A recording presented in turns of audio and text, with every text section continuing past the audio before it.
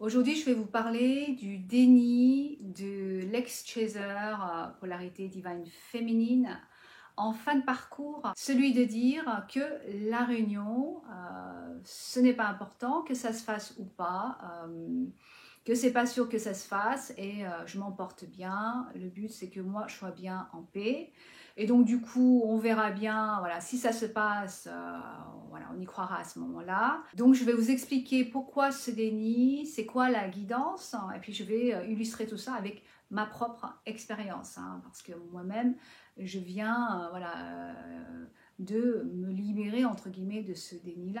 Et donc, je comprends tout à fait que la plupart des féminines vont entrer dans ce déni, vont expérimenter ce déni-là en fin de parcours. Et ce dernier déni, c'est un contrôle inconscient. Évidemment, c'est toujours inconscient. C'est vraiment un mécanisme de défense pour être sûr de ne pas souffrir à nouveau, de ne pas se désillusionner. Parce que ce lien flamme jumelle, on l'a choisi comme un moyen de libération de toutes nos mémoires traumatiques.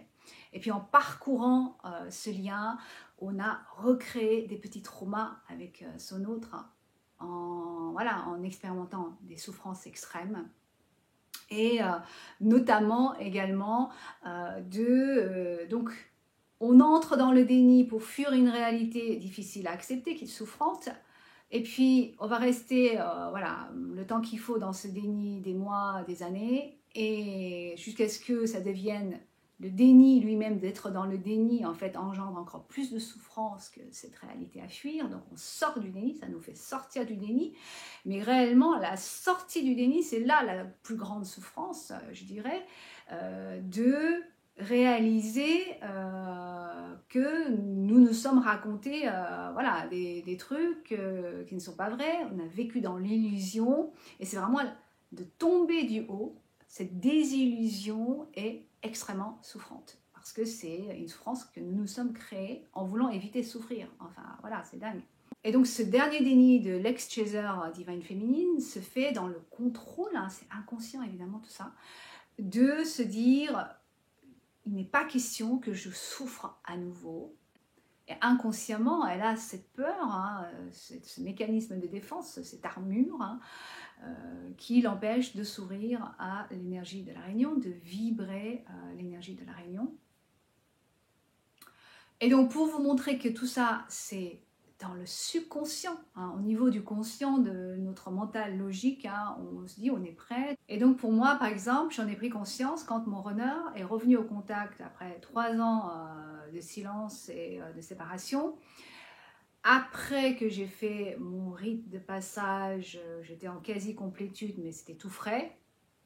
Je ne m'y attendais absolument pas. Et parce que la communication est un de nos thèmes principaux, maîtriser la communication 3D, mais également la communication 5D, eh bien, mon runner avait énormément du mal à parler dans la 3D. Hein, donc, ce qu'il faisait quand il venait me chercher, il voulait me délivrer un message, il venait en astral. Il l'a fait simplement 2 fois pendant le début de parcours, au début et au moment du lâcher prise. Hein. Et donc, ce qu'il fait, c'est que il arrive pendant la nuit, je dors, je sens une présence. Donc, les 2 premières fois, c'était carrément, voilà, il flotte au-dessus de moi comme ça me sort de mon sommeil. Donc, je sens qu'il y a une présence hein, qui me regarde. Et là, je le reconnais, je vois, je sens, et là, il me parle, il me délivre son message, et on se parle en fait. Hein. Donc, la première fois, il était venu parce qu'il était très en colère par rapport à une réactivité, une activation d'une mémoire karmique.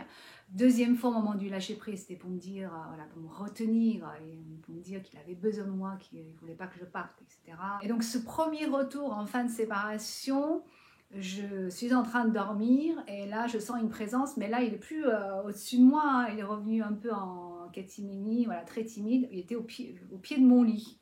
Et donc je le reconnais et là il me dit il faut que je te parle, j'ai un truc important à te dire, il faut que je te dise un message, j'ai un message pour toi, etc. Et moi, réellement, là, c'est mon subconscient qui parle, hein. Donc c'est vraiment intéressant parce que je sors de mon sommeil, mais je ne suis pas complètement encore bien éveillée. Donc mon état de conscience est encore dans le subconscient. Donc je ne contrôle pas ce que je dis du tout.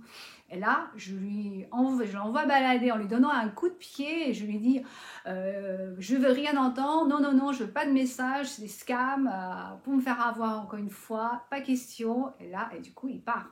Voilà. Donc évidemment, j'étais sous le choc de sa visite, mais complètement inattendue, et aussi également de ma propre réaction. Je ne pensais pas en être là, mais le subconscient révèle votre état réel, d'accord?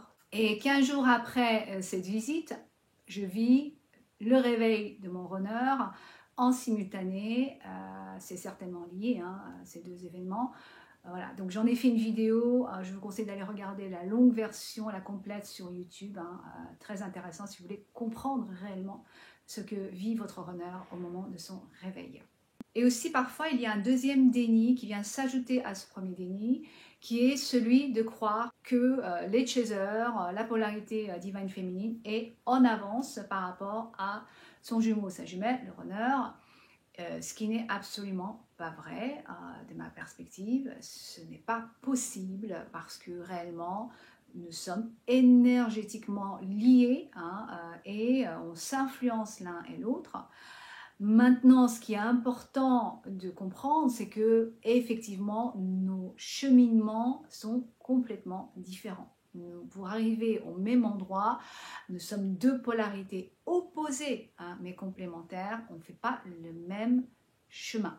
Mais ce qui ne veut absolument pas dire qu'il y en a un qui est en avance, qui est supérieur. Ça n'a pas de sens, pas du tout. Et donc du coup, certains chasers, divine féminine, pensent être en avance, arriver en complétude, en quasi-complétude, se disent voilà, moi je suis arrivée, je ne sais pas qu'est-ce que fait l'autre, etc. Tandis que réellement, si le runner n'est pas là, c'est qu'on n'est pas prêts tous les deux. Il n'y a rien de mal à ça, c'est ok, on continue son cheminement. Ou que ce n'est pas encore le bon moment, enfin il y a le timing divin, etc. Et pourquoi je dis ça? Parce que la combinaison de ces deux dénis va faire qu'il y aura encore une sorte de test final pour la féminine, entre guillemets, ce test de l'endurance, ce test de détermination, mais vraiment de durer dans le temps, de ne pas être dans une énergie d'attente, de ne pas se sentir de manquer quelque chose, de passer à côté de quelque chose, de entre guillemets gâcher hein, sa vie en attendant son runner.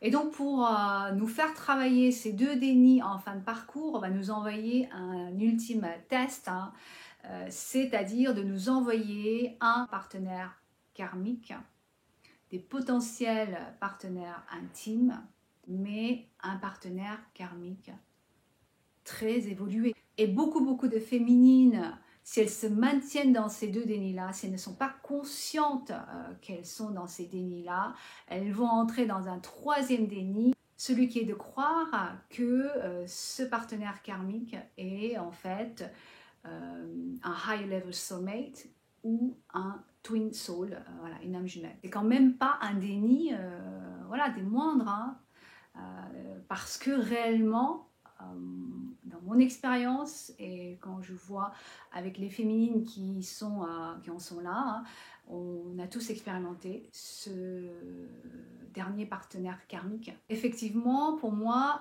j'ai rencontré un masculin il y a 2 mois, un masculin très évolué, lui-même en parcours flamme jumelle, donc en fin de parcours voilà, ex-runner. Et où voilà, il n'est pas loin peut-être de faire ce retour vers sa féminine hein, qui lui est destinée. Mais en tout cas, cette rencontre, elle s'est faite, c'était très facile. Vraiment, je ne voyais pas de défaut, quoi. Il n'y avait absolument rien de toxique. Spirituellement super aligné, exactement les mêmes perspectives, les mêmes valeurs, c'était facile, on était très semblables. Et donc il y a eu une reconnaissance, une appréciation mutuelle, une admiration mutuelle. Et première impression, c'était voilà, ça faisait plaisir d'être vu, d'être reconnu, de se dire ah c'est sympa d'avoir une connexion, de connecter, d'avoir voilà, une sorte de relation tangible. Je ne suis pas entrée dans la relation, mais déjà c'était une première impression et là j'ai commencé à me questionner et surtout j'ai reçu en guidance, en rêve que c'était un partenaire karmique. Je suis allée voir voilà, notre karma en session. Et c'était intéressant parce que c'était vraiment l'histoire des flammes jumelles sur une autre dimension où les flammes jumelles étaient tous, donc tous les masculins étaient des mages, les féminins des prêtresses, qui apprenaient dans des écoles, mais voilà, galactiques, hein, un peu disséminées un peu partout dans la galaxie. Et que pour pouvoir être en union, nous devions aller sur nos initiations, hein, et que c'était les masculins qui partaient dans ce voyage initiatique, ils devaient quitter leur école initiale où voilà, ils étaient avec leur féminine. Donc, ils partaient en voyage initiatique d'école en école sans savoir réellement quand ils allaient revenir. Et apprendre comme ça, et la féminine restait dans son école, apprenait en restant dans son école et également dans l'échange avec les différents masculins qui venaient dans son école. Et donc moi j'étais donc la féminine, mon autre étant parti depuis des années, et voilà, je n'avais absolument pas idée quand est-ce qu'il allait revenir. Et un jour arrive un masculin, donc c'était voilà, ce partenaire karmique qui m'était présenté dans cette vie. Ce masculin avec qui ça clique tout de suite, c'est facile, c'est réconfortant, c'est vraiment paisible, ça paraît évident. Et effectivement, dans cette autre incarnation, voilà, nous nous unissons et simplement on nous montre évidemment que il est destiné à une autre féminine, comme moi je suis destinée à mon jumeau, qui d'ailleurs était voilà, sur son chemin de retour. Hein. Et donc les parts d'ombre à réintégrer hein, dans ce karma-là étaient difficiles à déceler, parce que c'est pas très toxique. Hein. C'est tout à fait naturel d'avoir ce besoin de connexion, hein, ce besoin d'entrer dans une relation tangible. Ce besoin de réconfort et de vouloir quelque chose de facile. Hein, ce lien flamme jumelle, on n'en peut plus quoi. Donc c'est ça. Donc, mais néanmoins de vraiment venir en compassion, hein, de reconnaître ces aspects-là en moi, et c'est ce que donc ce masculin qui était aussi hein, un ex-runner, hein, une flamme jumelle, avait exactement me refléter hein, dans les mêmes besoins. Hein, et puis, entre guillemets, d'un ras-le-bol hein, de ce parcours qui est endurant et qui est challengeant, de céder à la facilité, entre guillemets.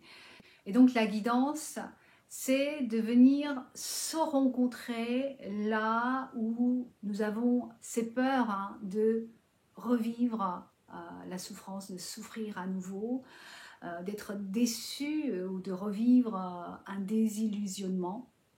Et donc du coup cette tendance de partir à l'autre extrême, hein. En début de parcours on s'attache trop à la 5D, on se crée des illusions, on est dans ce déni-là, la sortie de ce déni, on tombe de haut, c'est souffrant, et donc on se dit plus jamais. Et donc en fin de parcours, quand la polarité ex-chaser est bien redescendue sur Terre, elle est ancrée, voilà, mais attention à ne pas aller dans l'extrême opposé, de se dire, voilà, tant que je ne vois rien, je n'y crois pas, je veux du tangible, d'être dans le déni et venir s'enfermer maintenant dans la 3D et le rejet total de la 5D.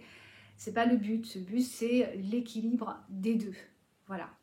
Et du coup, de prendre position par rapport à la réunion, c'est important de réellement vibrer l'énergie de la réunion. On a tellement travaillé le détachement que le détachement c'est bon. Hein. Maintenant, ce que la source nous demande de faire, c'est de faire quand même un pas vers la réunion dans l'ouverture. Hein. On n'est pas attaché à quand et comment, hein, mais de vraiment se savoir digne de cette union physique, hein, de se savoir prêt voilà, à cette union physique, en sachant que ça ne sera pas forcément facile, ça sera encore évidemment challengeant, nous allons apprendre ensemble, voilà, être conscient de cette réalité-là, mais réellement c'est notre destinée. Moi je ne suis pas de celle qui va vous promettre la réunion, mais c'est à vous de la choisir en conscience.